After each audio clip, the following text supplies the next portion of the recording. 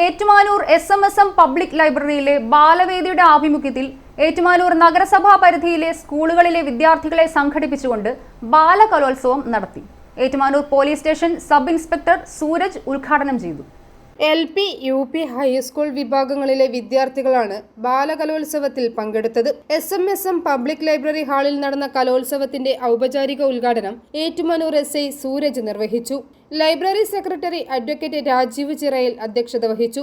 Ettumanoor SMSM public library ബാലവേദിയുടെ ആഭിമുഖ്യത്തിൽ സംഘടിപ്പിച്ച 20ാമത് ബാലകലോത്സവം Ettumanoor sub inspector Shri M Sooraj ഉദ്ഘാടനം ചെയ്തു.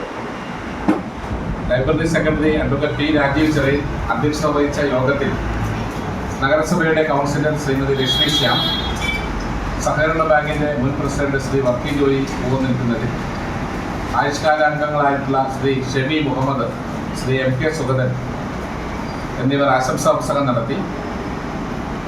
കലോത്സവത്തിന്റെ കൺവീനർ അൻഷാദ് ജമാൽ സ്വാഗതവും ശ്രീ MP സുനിൽ നന്ദിയും പറഞ്ഞു. ഏറ്റുമാനൂർ മുനിസിപ്പൽ അതിർത്തിയിലും സമീപ പ്രദേശങ്ങളിലുമുള്ള വിവിധ സ്കൂളുകളിൽ നിന്ന് 500ഓളം വിദ്യാർത്ഥികൾ LP, UP, ഹൈസ്കൂൾ വിഭാഗങ്ങളിൽ വിവിധ മത്സരങ്ങളിൽ മത്സരിക്കുകയാണ്.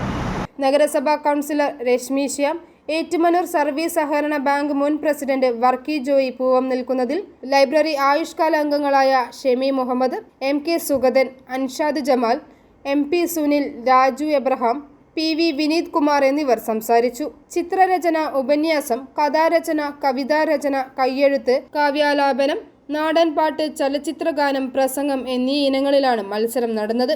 500ഓളം വിദ്യാർത്ഥികൾ കലോത്സവത്തിൽ പങ്കെടുത്തു. i4 news, Ettumanoor.